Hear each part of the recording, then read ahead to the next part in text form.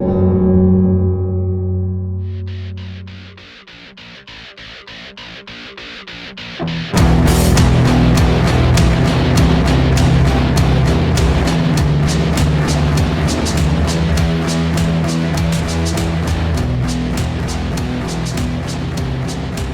to Full Metal RPG. I'm Richie Buzzkill. I'm here with my old friend, my old pal, my old buddy, Paul. What's up, Paul? Hey everybody, how you doing? We're just here on Gen Con weekend, which is a couple weekends from when this is going to get released.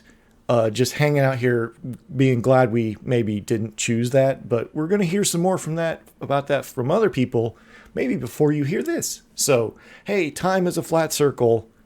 Deal with it. How you doing, Paul? What's up? How you been? I'm doing great, Richard. How you doing? You know, I'm just trying to figure out how to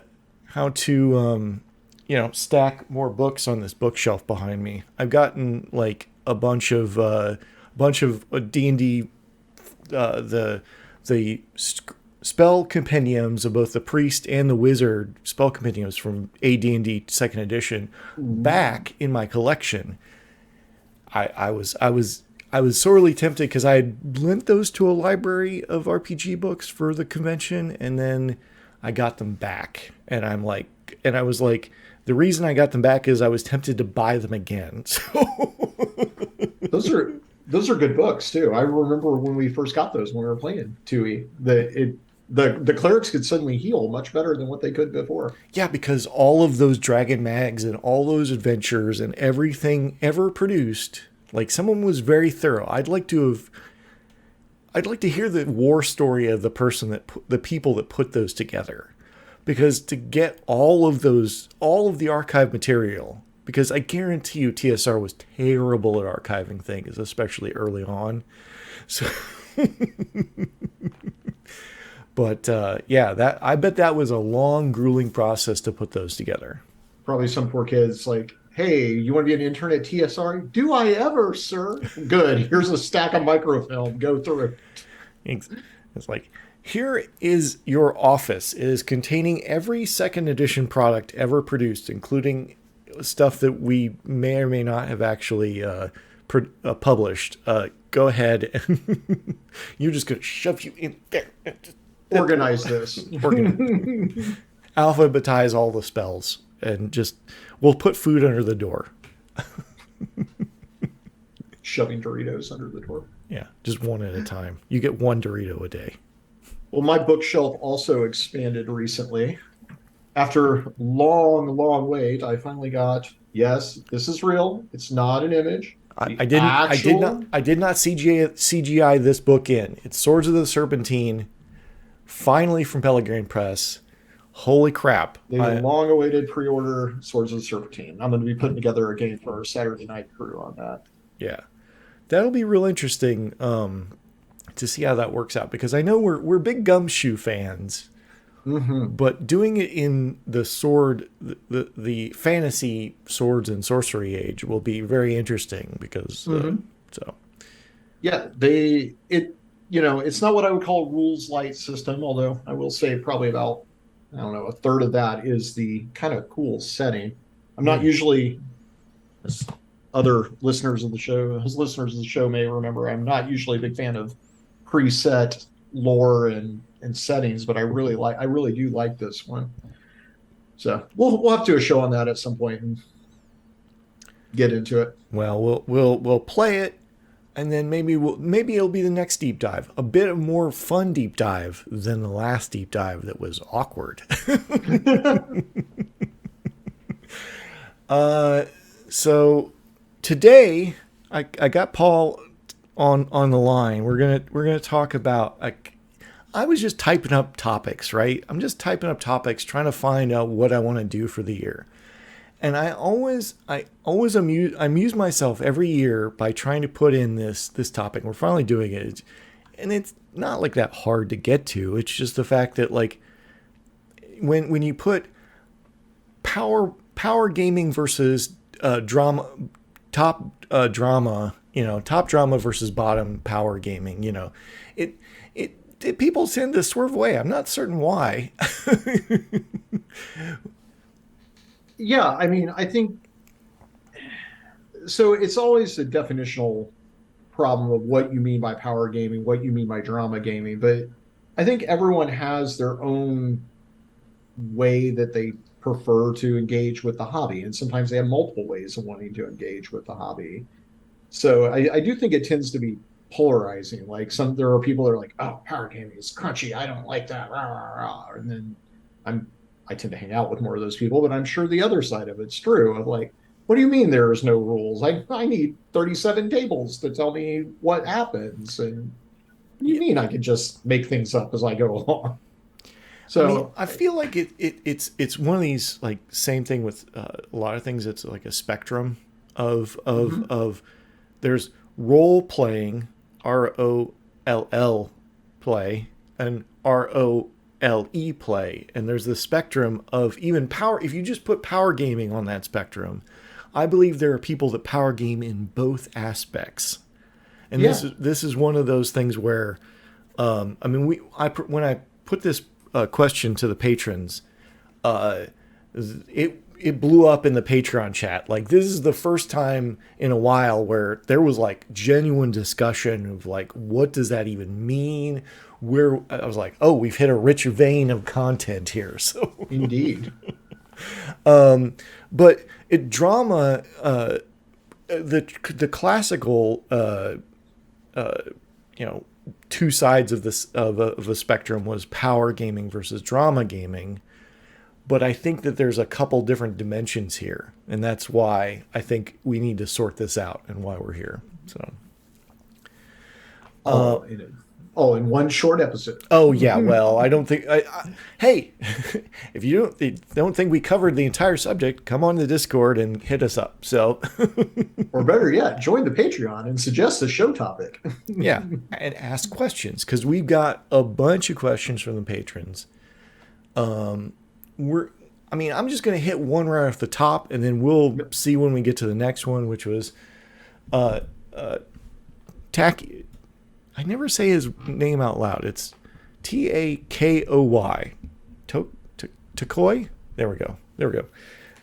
I feel like as if the section of the RPG community, we are part that looks down on power gaming. It may be covered during the discussion, but when is power gaming the better choice? Is it ever? Both are as infuriating as each other. Haha.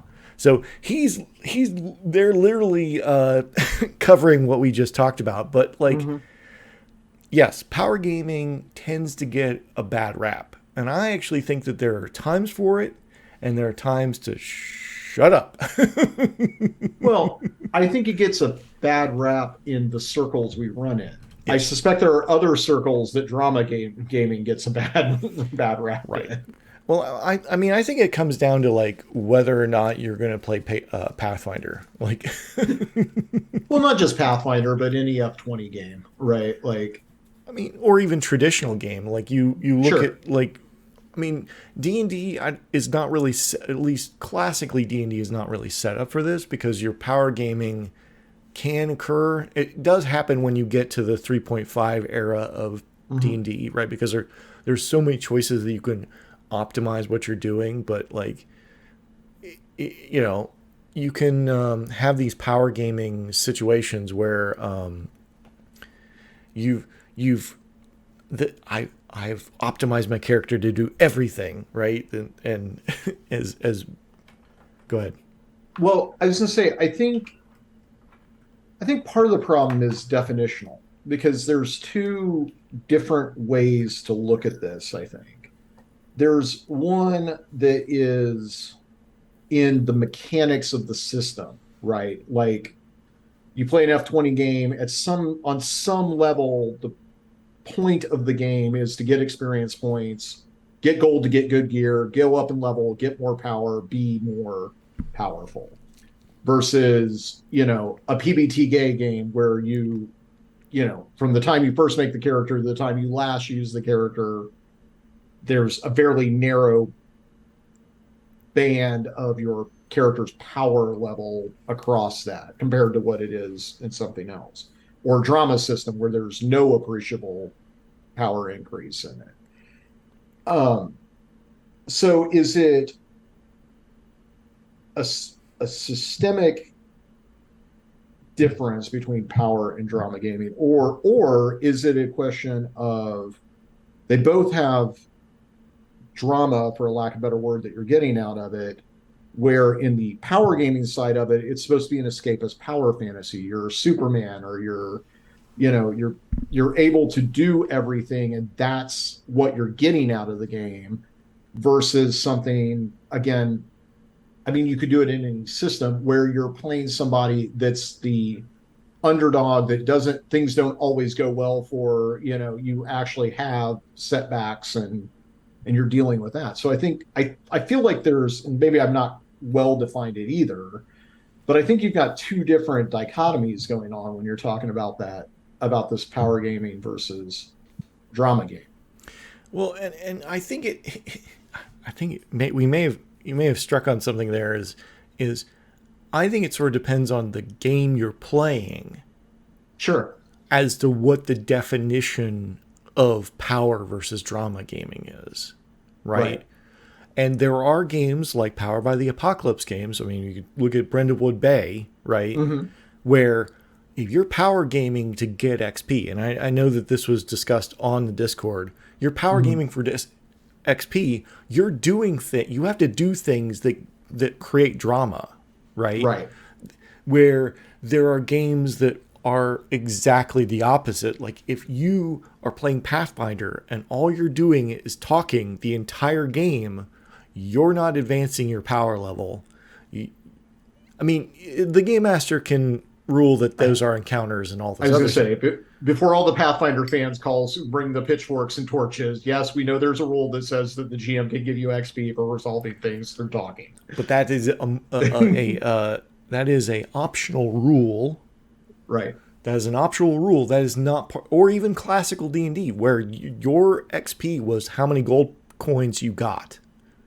Well, and I think with D&D, or like D&D is the easy one. It's the low-hanging fruit to talk about with this. Like D&D is at its core a combat engine.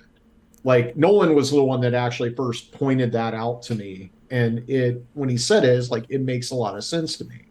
Now we've always added a bunch of drama to the top of it, but that's something we're bringing to the system, not something that the system's bringing to us. I think the later versions of it are marginally better about that, because you start getting the bonds, and well, really you get the bonds, but right. You don't, there's not a whole lot there that's creating the story beyond what the game master wants to do. Right. That there is not like this, like, oh, we're having relationships and that has tumbled into you're now my arch nemesis and we're going to come, like that's just not there. Right. Right. So, but and this kind of leads into one of Malcolm's question is, when is drama gaming not welcome as part of play? Right. And I think that comes in with, there are some tables and some games where it's just like, we're here to bust some heads. Yeah. And that's all we're here for. And if you start like screwing with that just to be more chaotic evil or whatever, you're completely screwing with what we want to do. Well, I don't think just being just, there's a difference between interjecting drama and just being an asshole and trying to disrupt it. But I think, and maybe this goes back to the first question, is there is something fun about what I call it. My introduction to it is what I call competitive Pathfinder, professional competitive Pathfinder. What I mean by that is you're running a Paizo module, right? You're playing in a game where you're running something published by Paizo. And if you're in a 4-man party in a Paizo module and you have a DM that's rolling it fair and not just keeping you alive, the Paizo fanboys may come with the pitchforks, but it is my assertion that you have to make at least a mostly optimized character and know how to play it. It becomes almost like a sport to get through at least the combat encounters of that piezo module. Otherwise, they will just murder you. Well, and that's, I mean, we're talking about first edition Pathfinder, not second edition Sure. Pathfinder. I played exactly one game of first edition, second edition Pathfinder, so I can't speak too much to it. But Which is one more than I have. right, but it is very much built into the idea of the way you play that game that you have to be dialed in and optimized, and your power level has to be 9,000, or you will get crushed by the module. So I think where the drama, like to answer the question of like when is interjecting the drama into a power game being the asshole move, I think it would be if you're at a table that's playing like competitive Pathfinder and you're like, well, you know what? And you and I have both made this character, by the way, not necessarily at that table, but you make a character that is not combat effective, Right. right? You bring some, you decide, I want to play the mage that is like a pacifist and won't like harm anybody, or I want to play the barbarian with a 12 strength and an 18 intelligence or whatever, like, which are Yes. great characters that you and I would both play at another table. Absolutely. But if you bring that as the fourth character, the fourth PC to a competitive Pathfinder table, someone's going to take you in the parking lot and shank you. Well, Like, I mean, they're going to have some words. I don't yeah, think they're going to shank you. I no, mean, well, I mean, maybe not at your table. No, okay. Florida is a different thing. Okay, I got that's you. true. I got you. The meth gators. You might get fed to the meth gators. Yeah. At this point, you just walk outside and melt. But Well, I mean, chuckle in Arizona. Anyways, right, exactly. Hey, at least you have it dry. oh no, it's been raining all week. Anyways, Oh, I'm sorry. Anyway, this is not full weather RPG. yeah. Well, someday. Anyways, we'll do something about that. But yeah, I have definitely played like I played in this guy as like it was completely homebrewed. The entire thing was homebrewed, and there was the character. He had designed all the characters for a bunch of other friends, but he was like trying to test this module to see how well it played with another group of people. And I basically played a pacifist in this game where I was the sniper. I was supposed to be the sniper, but I didn't know it. So, like, I was supposed to be one of the most powerful characters, but I literally would never engage in combat. I would literally Right. run away every time. And it was only the very last combat that I actually tried to use my thing. And I was like, wow, that's pretty powerful. And the DM was like, yes, I'm surprised you haven't used it before. He's like, well, I mean, you did a fantastic job navigating this without having to fire. I only ever had to fire one shot. Nice. So, So yeah, I think the time where it's the jerk move is when it comes back to being a issue of premise rejection, basically. mm-hmm. If you're, I think you can always add drama, meaning, social interaction, role playing, that kind of thing to a game. I think it's very hard if you're the only person at the table that is trying to do it because you don't have anybody to bounce off of. But I don't think it's ever a jerk move unless you're doing it to the detriment of the core activity, right? And if that table is sitting around, whether you're playing Pathfinder, Powered by the Apocalypse, I don't think it matters what the system is. If the drama you're trying to interject into the system is taking away from the other four people's fun and what they came there to do, I think that's when you have a problem. And yeah, I think that's when being a drama gamer at a table is not welcome. And it's when, whatever play style, you've got to kind of like, you can always lean one way or the other, but you have to kind of keep within the bounds of what the contract of the table is to keep that Well, going, right? and that's what happened with me. I when I moved down to Florida, I had been playing with Dan and all them up there playing 2E, and like we didn't really make optimize. I don't even know if you really can make an optimized 2E character beyond the most basic way of doing it. Without a bunch of optional rules, you can't really Right. do much of anything. You know, so the idea of optimizing a character for combat was kind of alien to me in a way. And I came down here and that's when I met Bill, and the group he played with was more into what I call competitive Pathfinder. And early on, I didn't have a lot of fun with it because I was trying to play it the way we used to do. And I think I was probably taken away from some of the fun from that everyone else was doing. Because there would be some guy that's like, oh, you build a Delks build two-hand fighter. That's not anywhere close to the way you should be doing. You beta ranger. What are you doing? You know, and I kind of realized it, and I went in and I started like trying to get more system mastery for Pathfinder because I realized that's really what we're playing. We're trying to have some system mastery to it. And then I had a lot more fun. And I actually enjoy it. I don't enjoy running competitive Pathfinder because, dear God, that's a lot of work. Right. But I would sit down at a Pathfinder. I'd have to brush it off again because it's been a few years. But like, I enjoy that. Like you've created a tactical puzzle at this point that you're trying to do. And then when you're not fighting stuff, you interject your own drama into it. Right. And that's kind of the getting to that, like, well, for that especially Pathfinder, and I never quite got into this, but a lot of the other people did, is really trying to figure out how to solve the puzzle, right? It never really appealed to me to solve the puzzle of character creation such that I was really much better off in the tactical situation, the tactical puzzle, right? But can you, and this is another, Malcolm, can you combine other playstyles with players who are interested in power gaming? And I say, yes, you can, but you have to kind of like, everybody has to have spotlight time. You kind of have to plan it a little bit. If that's the group you got, you kind of have to plan it so that that power gamer can have their moment. Right. Enough times. Yeah. Yeah, no, absolutely. If you've got, I think it's actually easier to introduce a power gamer into a group of drama gamers than it is the other way around, to have one drama gamer in a power game.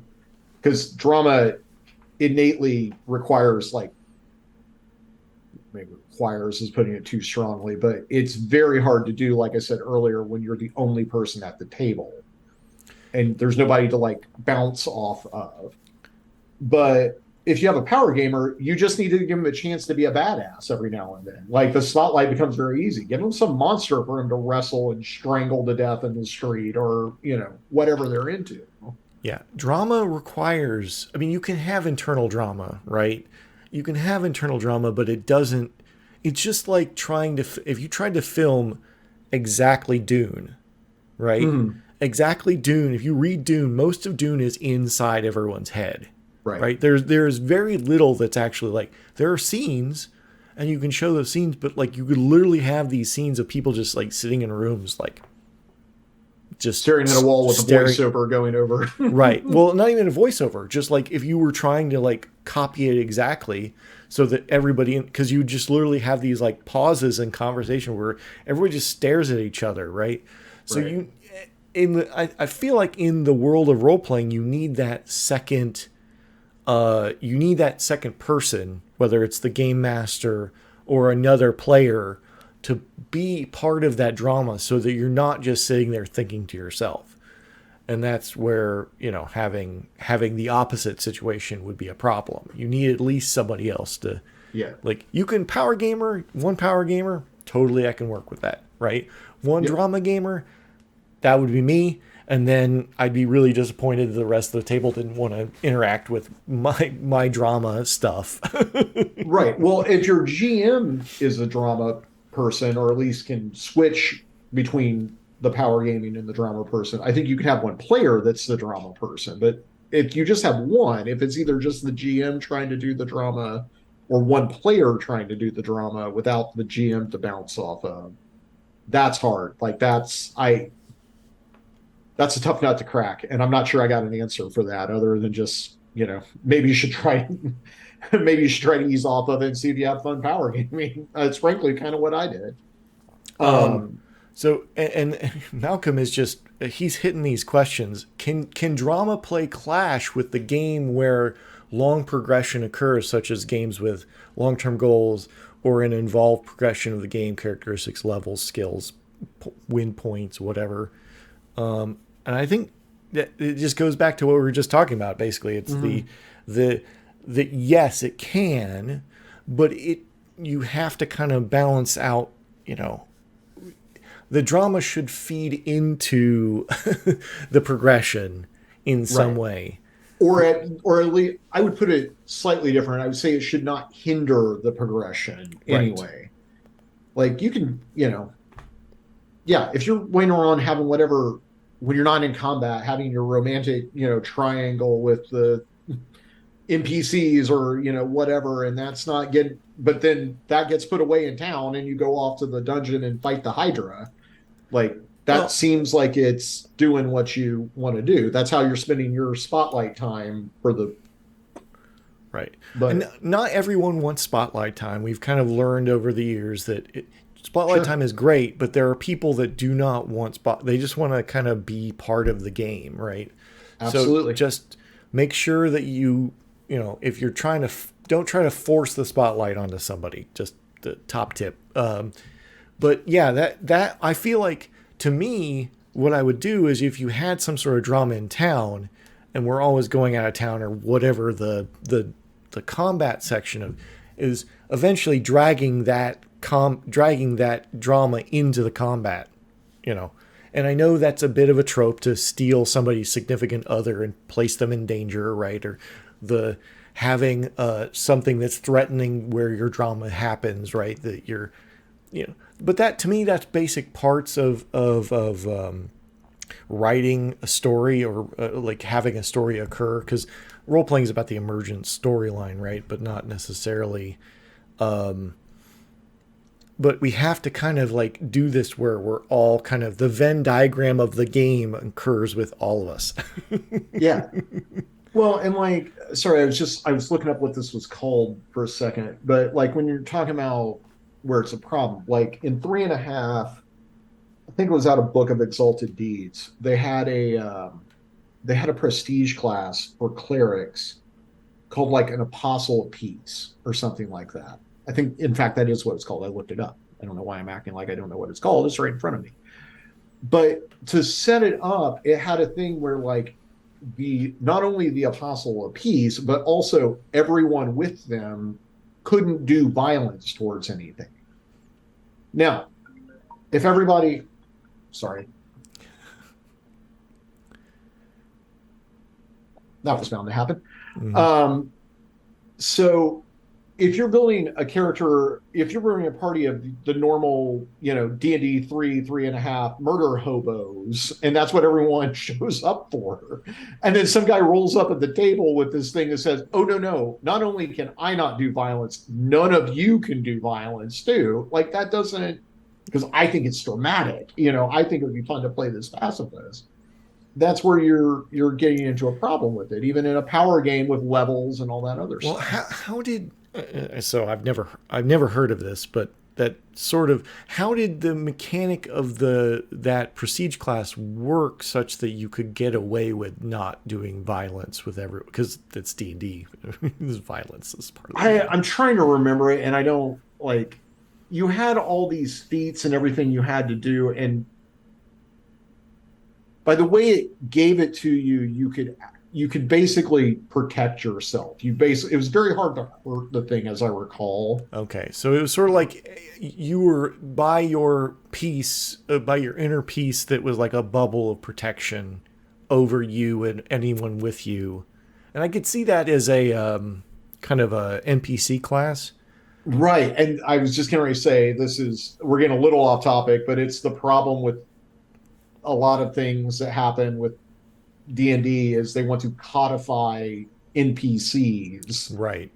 and they've gotten better about that. I have to say, I think 5e was a great step forward on that, where it wasn't, if you want to make a cool NPC, you don't have to make a player class for it and give it to them. You can just give it powers. Right.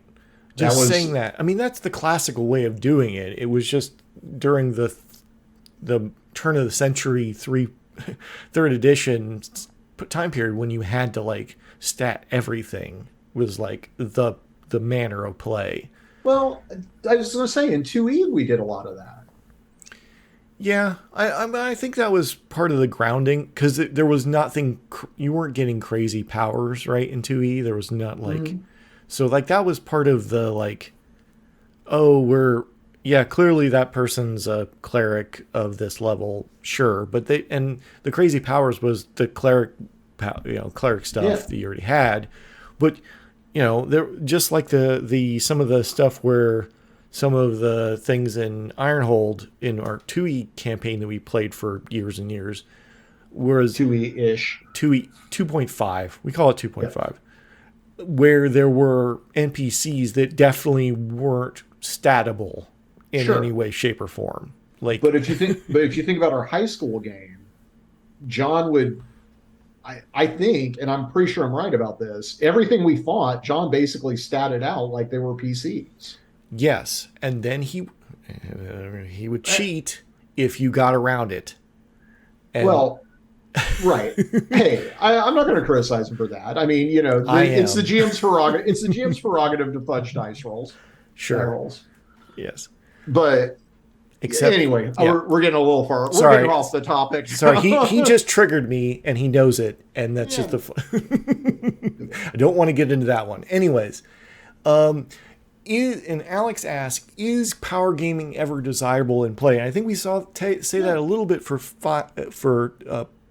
Pathfinder, the original sauce, but I think that there is sometimes when you need people to step up a little bit, right? Because if everybody's futzing around and you're like, well, the existential evil is coming, what are you doing about it? Like. And you can't drama your way out. Like sometimes you got to like turn on the speed metal and you've got to go and you've got to make sure your game you've mastered that game enough to deal.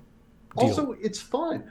Like it's a tactical game. Like people play Warhammer 40K. Like it's like a little bit of what I see, and I'm saying that as somebody that's never played Warhammer 40K. Sorry, when I was young, I didn't have the money to play it. And now that I'm old and have the money to play it, I don't have the time or the painting ability. But we'll talk about that later. Yeah, it's a different show. Realm of Fire. But it's fun. Like it's fun to have those, oh my God, like, the paladin just got laid out and like, okay, the cleric's going to work on getting him up. Meanwhile, the mage is like picking up the big bad baddie and holding him up in the air while we can kind of recover. Those tactical things are fun. So, or at least they're fun to me. I had to learn to like them. It wasn't what I came up with in gaming, but I think it can be fun. And I think even in more drama focused games, introducing some of that is a good thing. It's a little bit of spice. You know what I mean? No one likes listening to a monotone. That's not music. You want a chord. Right. You need all the notes. You need and there are times when you've got to get those power chords in and you got to work on it. Yeah. And there are games that you don't need to necessarily do that because that's just not that game. But there are large sections of role playing that's how it works. Right. And I mean, and there's like opposite ends of it. Like I think the one in my mind, like on one end you have hill folk, right? I don't know how you do a big, Thor Ragnarok style, like we're going to just go in and kick ass and take names in Hillfolk. It's just not what the game is. It barely has a way to resolve situations like that. On the flip side is probably, what I imagine Warhammer 40K is like. Like, I can't imagine there's really much. I know for all the Warhammer people get their pitchforks out. Yes, I know there is a Warhammer role-playing game. That's not what I'm talking about. But like the normal, like moving the minis around on the map combat thing that my understanding is what it started with. I'm sure you could interject drama to that, like, I'm a orc. Well, yeah, you can do that, but it's not what it is. But there's a whole spectrum in between those two where you can have a little bit of both, more or less of both of them. Yes, and Meepoor even says something about Hillfolk RPG, and it's like, well, I believe we played a drama system. Yeah. Hillfolk is awesome. A drama system. I think we played, what was it? Mars? Was the Mars drama system? And something Nolan had brought in. Nolan's ran it for us twice. One was Mars, and there was another one. I think it may have been like the McMurdo Station horror game. Right. But I may be wrong about that. If I am, Nolan, I'm sorry. But yeah, I feel like you would have to be like, there has to be, to get to some place where you would have Ragnarok, because Ragnarok has lots of drama between the characters in order for that combats to occur, but you would just mostly narrate that and you would spend your drama points to narrate that, right? That's kind of how that would work out, I think. But so my thought on Hillfolk is it is a fantastic half of a role-playing game. So, and they do talk about this in Hillfolk, that if you want to ignore their procedural system, back up for a minute. Hillfolk, they divide everything you can do into procedural, or I think it's called drama. I may have the name wrong of it. So if you're interacting with somebody and you're doing some sort of social interaction, it's a drama interaction. It's a procedural resolution. If you're trying to pick the lock, punch the guy, drive the car real fast, all that. And they have a very bare bones procedural system. I think it involves a deck of cards to resolve it. So Hillfolk for prison, apparently. You have everything you need with the deck of cards. That's right. But they talk about, like, if you don't like this procedural system, you could ignore it and bolt the drama system onto whatever procedural system you like. So you can take it and bolt it on to D&D or onto Call of Cthulhu or whatever else that you would like. To try to resolve that. So that's kind of my thought on Hillfolk. I think it's a very poor procedural system.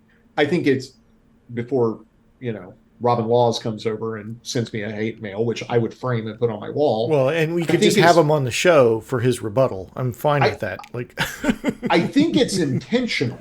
Yes. And my belief is it's intentional because the idea is he doesn't want you to resolve things that way. You're supposed to be resolving it through the drama system. Yes. But I think you could merge those two. If you want Thor Ragnarok, you could take D&D that, lets you take your magical thundering hammer +5 of returning or whatever, fighting the goddess of death. For when you're fighting on the Rainbow Bridge while the Hulk's fighting a giant dire wolf or whatever. But then when you're sitting on the shore with Odin and Loki talking about your existential, angst and your daddy issues, then you're making petitions and getting your petitions rejected or accepted, and you move into the drama system. So I don't know if that answers the question, but that's my thought on drama system anyway. Yeah, I feel like that's, my thoughts on superhero, it sort of mirrors my thoughts on superhero games. You look at Masks, which I think might be the closest to what I think a superhero game should be like, which is, it's all about your emotional state when you're doing the procedural side of something. That your all the drama part of the game has led to you how or why you are going to succeed or fail at some sort of combat situation. Your connections with the other characters, because, like, let's face it, Spider-Man, if you just went with like the biggest things Spider-Man have ever done, where he's like capable of lifting an entire train or lifting a building or like throwing something somewhere, like, he can't do that all the time.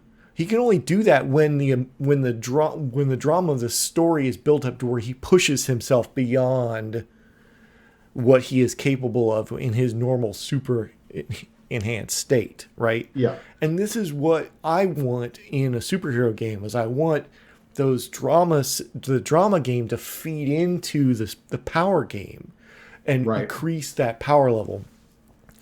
But it can't happen all the time, so you kind of, most people that make superhero games, they specifically go towards this very procedural, like, you've got this much power and you're going to gain more power and you're going to keep going. They forget the other side of comic books, and most of comic books is like, let's face it, comic books is basically kid soap operas. Like it Hmm. is the equivalent of The Young and the Restless in spandex where they punch each other. Like, and Every show you've ever watched that you've liked is a soap opera. right, exactly. But wrestling and all that. But yeah, that's kind of I think that I feel like that covers Hill Folk. And then Tin Man Prime, I'd be interested whether you think power gaming and drama gaming are both primarily about the game's rules. And we kind of went into this. Like, you think that 5e incentivizes power gaming because most of the rules of combat, everyone in a fight, and it's very clear that it's being effectively is about MMO style tactics and class interactions. I think you meant 4e is mostly about MMO styles and tactics, but you're not far off with 5e. I'm going to make a very rare defense of 4E on here, kind of. Okay, It's kind of a backhanded defense of sure. 4E. I think all D&D to some degree is this is actually kind of the snake biting its own tail because MMOs are clones of D or imitating D&D, and I think D&D is imitating MMOs. Hmm. I think 4E is just the one that the veneer has been shaved completely off of it. Like it just if they had called that system WoW, it would have been like the perfect time to like have a property branded role playing game. Yeah, But I mean, we talked about this before. Is that 4E definitely took all of you could see all the cogs and gears, right? You yep, could see what they were trying to do. It's not really doing much of I mean, I think there were some things they introduced from MMOs, the refresh rates and some of those other things that kind of make it feel more like that button press idea of it can only happen so many times and so on and so forth. But like all that stuff sort of already existed. They just codified it and gamified it.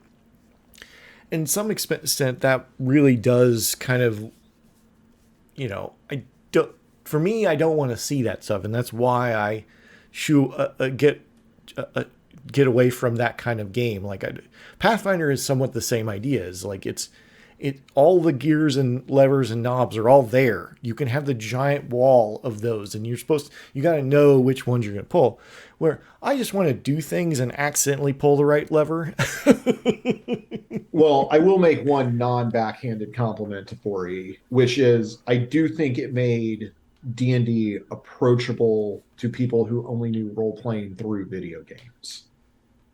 And I think arguably the biggest role playing game of that type is WoW because it's I see where it's relatable, where you can get in and understand it better than previous. But anyway, Right.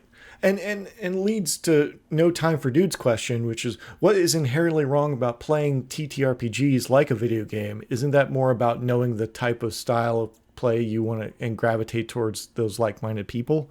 I mean, that very the much sh- is the the same short thing. answer is yes, you're correct. There's nothing wrong with it if that's your thing. Whatever your kink is, like as long as you got people that are into it, everyone at the table is into it, and there's informed consent, go for it. Right. And I think that there isn't really anything wrong with it unless you're trampling over other people's fun. Like if you're kink shaming or you're stepping on someone else's good time, then yeah, that I think that's when it's inherently wrong. But I don't The I don't think it's wrong to do it if everybody's into it. the other thing that I will say is I do, and I don't know, I think I'm getting my bias filtered out of this, but maybe not. I think if you are truly doing it like a computer game, where you're, although computer games are getting better about this, where you are bounded in your choices, I ask myself why you're playing a TTRPG at that point. So, and what I'm thinking of is I'm having this wonderful experience right now with my live group of introducing somebody to role playing that had never done TTRPGs. He played video games, so he's never played a tabletop, and we're playing D&D. Um, and I did a little introduction thing. I like starting spoiler alert. I like starting campaigns with people fighting on bridges because it gets them in, it gets them rolling dice, and it's something exciting. Um, and I had an NPC with them. The NPC gets knocked off the bridge and falls down into the murky mist.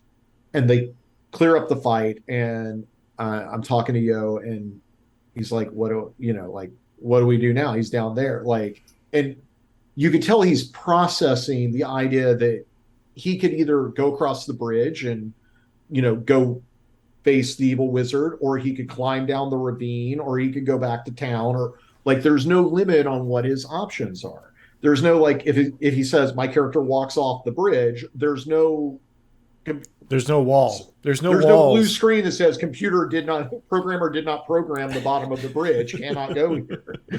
So, I that would be the only thing, and it's kind of based off that recent experience, is if you're going to that level of a computer game simulation, I feel like you're leaving something on the table Yeah, at that I point. mean, I think this is what we classically call railroading, Yeah, where you got invisible walls around you, and if you built your own walls, like, and I've done that before, where I've gone like when I was talking about that pacifist character, like I'm literally put a wall between me and combat.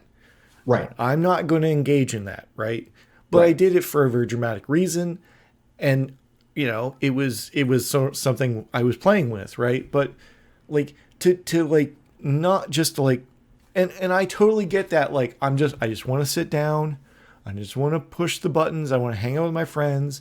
I want to have a good time. I want to roll the dice. I want to chop some orcs or whatever. I get that. But the thing that I think is wrong about that is you're limiting yourself, because I, as a monk, want to run down the hallway, do a flip kick off the ceiling, and then come down and hit. Now it effectively does the same thing, but just without describing it, right? I've just literally pushed my character forward, and he does the little thing, Right. and I'm gonna just go to the next person, which is Well, fine, but it does lead to this kind of stunted effect. but what I'll say is, so you have your monk that wants to go, Naruto run up the wall and whatever, and ninja kick. That I see. I think that is both power gaming and drama gaming. Right now, your drama is coming, maybe not drama, but cinematic anyway. Certainly, you know, and you and I have done this in our games where one of us will want to do something cool that the rules don't describe, right? And we try to liberally apply the rule of cool to it and let you do it. Unless it's just like totally, it's kind of that thing of like if everyone groans and goes, you're like, probably not. Yeah. But you know, if you open it up to that, I think that's both more cinematic. I do think, and I would say it's even more dramatic because there's a reason why you're running up there and giving the ninja kick to the, orc over the side of the wall or all that. But it's also power gaming. It's you're getting this escapist fantasy of being this badass ninja power running across the wall, right? I don't know. Maybe I'm No, not quite landing on my target there, but no, I think you're right. I think that there is a way of playing where you're combining both, and you're trying to get, and to me I think that is I would call that the full metal role playing experience, is mm-hmm. getting the most out of the combat and the most out of the drama. And if you're there, that's like, to me, that's top tier gaming right there. Is Mm-hmm. you got like, and that's why I like Powered by the Apocalypse stuff, because I can do that so easily that it's not even funny. Like, it's so easy for me to like put the drama on Front Street and the combat on Front Street and have them mix and have them be a Jets versus Sharks street gang in the Yeah. Well, and it's not a Swords of the Serpentine deep dive, but I am very interested to see what you think of Swords when we get this up and running, because it does have a lot of taking making combat more cinematic and badass, like because it's definitely a power game in that regard. But likewise, you have a whole slew of uh, systems that encourage social drama in it, of interacting. I mean, they literally have an optional setting where you can just do away with physical combat altogether and just have social combat. Right. So anyway, I'm super interested in that. Yeah. But Well, I mean, that's very much like, I think that was one of our complaints about playing Gumshoe, was the combat was a little like lackluster, a little bit, like, yeah, and I feel like that if they have fixed that with swords, like I'm in. I mean, I was already in, but like if they fix that, then like really I think that really levels the game up into a new edition kind of thing. So yeah, no, this I would say is to Trail of Cthulhu like Blades in the Dark is to a PBTA game. Like it's got the Gumshoe DNA is clearly present in it, just like Blades in the Dark, the PBTA DNA is clearly present in it. But it's definitely an evolution of the system, I feel. But it and I think and the reason why I bring it up is not to like segue into a deep dive, is I think that I can readily think of, I think it's the best system I've seen that combines these two ideas, that gives you a place to do the the the drama and the social interaction. There's nothing in it that requires you to roll combat or anything like that. You do have level advancement, but like if you want to be a badass that's like ripping down buildings with your mind, it definitely has that there that you can do. all right. So I'm very I don't know. excited. We Teaser. okay. Morden Crimson. This is the last question we got from the lovely patrons. I also had discussions with players when optimization crosses the line into power gaming.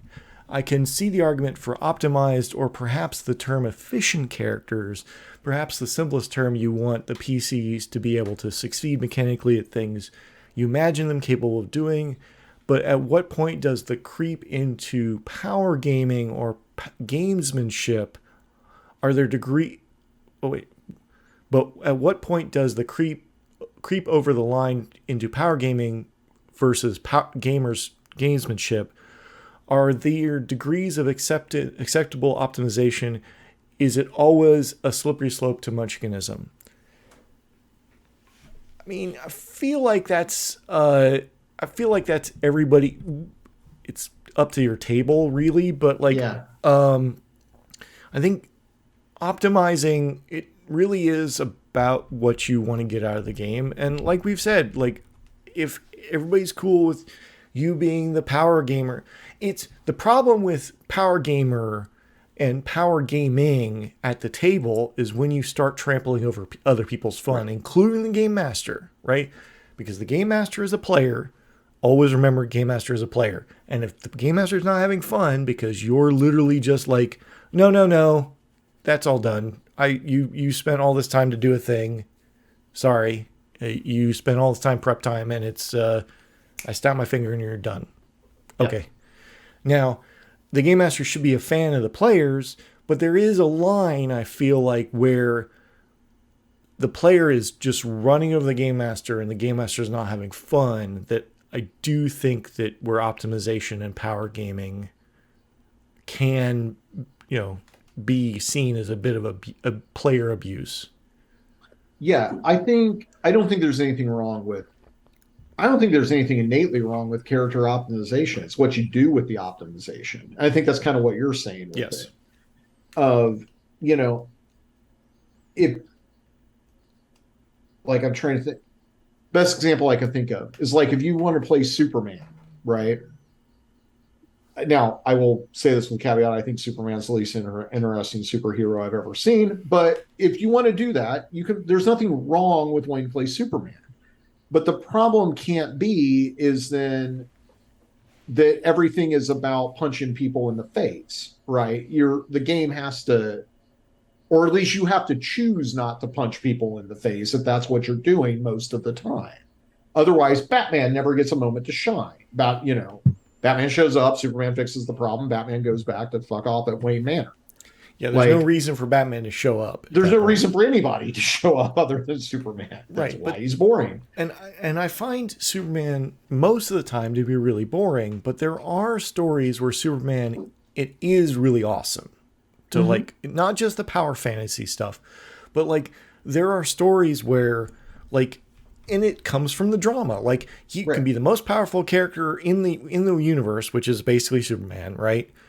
But you got something like Lois doesn't Mm-hmm. want to maybe wants to get a divorce because you're always away saving the universe, or you have. I think there's a story where Superman has cancer or something like that. Like, or there's the tiny little city in the ship or in a bottle that he's trying to Right. save, and he other things are in danger that make Superman interesting. And Now that's where you have to get to. If you want to be Superman, fine, but you've got to engage on a drama level too for me to be interested.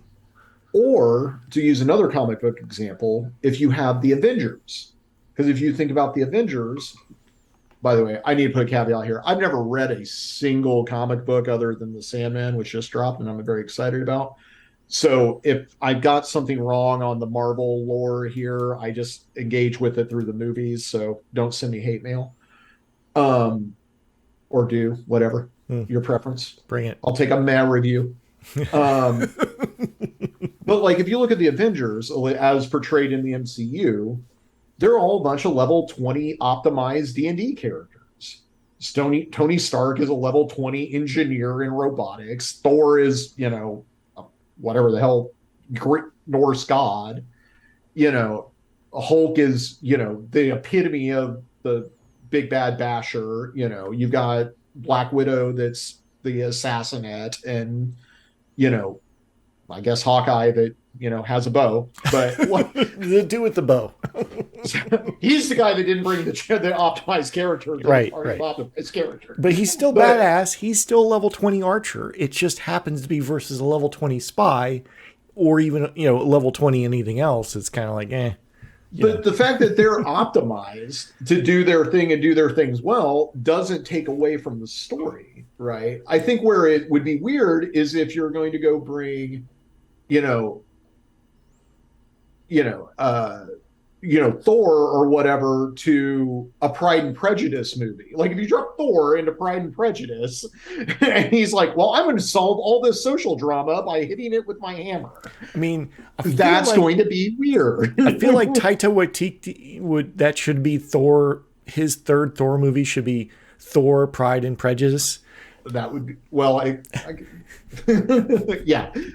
But so I think that's where like the Charop thing comes is if you're going to do something like that, and then you're suddenly making this character that's just like I'm going to solve everything with violence, and I'm super optimized towards violence, and that's not the game we're playing.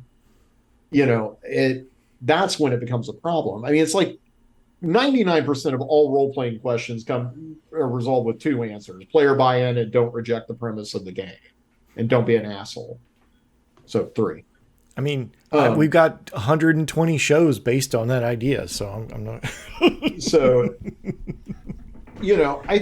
I think that's where I don't think there's anything necessarily wrong with character optimization.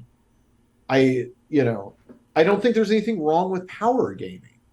I think the problem becomes is when you're bringing that to a table that's not what everyone else is on board doing.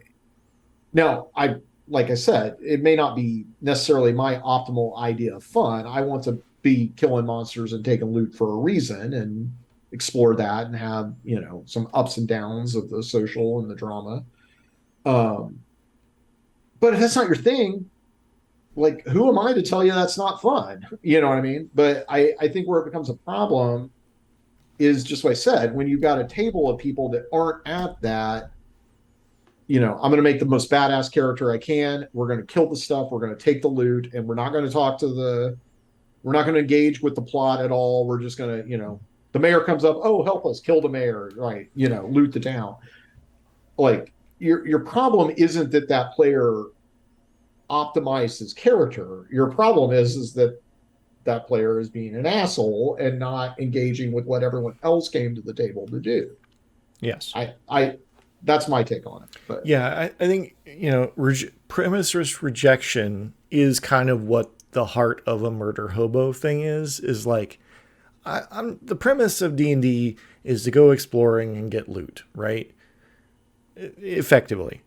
Where if you go back to town and just kill all the townspeople, you just rejected the premises of the game is like you're going out and exploring and getting loot. I mean, it becomes this like I said, everybody's got to have fun at the table, including the game master. And if you're, just killing off the game master's NPCs for no good reason, like if you've got a legitimate reason to kill that dude, and you don't, I think that's more interesting. If there's a one of those like you've got everybody's got knives behind their back situation. I love those, but before they stab somebody in the front, but you have to like kind of figure out how to play this game. And the old bad days when everybody's adversarial.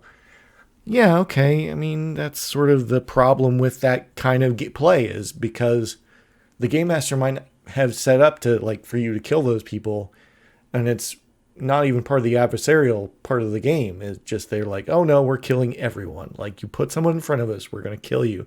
That's rejecting the game again, and that's bad. Well, and I will also say there's a version of this that I've seen DMs do. You and I have both seen DMs do this, where you've got some NPC that's asking for their comeuppance from the players, and then the players try to do it, and all of a sudden they have 500 hit points and a THAC0 of 2. Kids, ask your parents what THAC0 is. And you and I both seen that happen, where it's like you can't. I'll translate it to 5e. You're a level 17 D&D party, but you can't risk offending the bartender because it'll turn out he's a level 30 demigod or something. Right. It turns out the bartender was a god all along. Big middle fingers to everybody. You guys are all dead. Roll new characters. You spent 5 years playing these characters to get here. Right. And what it is for the DM is the DM is sat in their room alone and thought of this backstory. They like this bartender and they've thought of it, or they're tired of the party, throwing their weight around. So they decide they're going to, on the fly, show them. Right. And, so that's, my point is that DMs can fall into the same thing too. It's just easier for them because they don't have to make a character sheet. They just say what they want. Right. Yeah. So, wow. Okay. I think that was a great going. The questions really helped this time. Had some great questions from the great patrons. Really, we have the best patrons. We have the best patrons. They were amazing. And if you're not a patron, you should come over to fullmetalrpg.com and click go to Patreon and support us, because with your support we've been able to get I was able to give Paul a new microphone so he doesn't sound like he was speaking through a robot's anus. So like, thank you.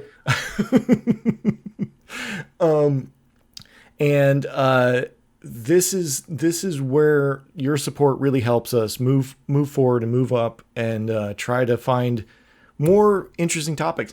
We had a whole discussion in the Patreon chat channel on the Discord that's only for patrons about AI art.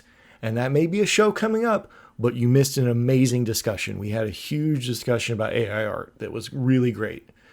Because we got a lot of artists in the Patreon, and I love, and if you're an artist, come at me and tell me you're an artist, and maybe I'll buy some art from you to use for some merch or whatever. Because if you like this show, I know you're going to make some art that is probably interesting enough for me to put on a t-shirt. I'm wearing a Justin Sorois t-shirt right now, but that's because I ran out of Full Metal RPG t-shirts because I've been on vacation. Yes. So thank you for all your support. Thank you, Paul, for coming and hanging out and talking about this subject. And we'll We'll see everybody next time.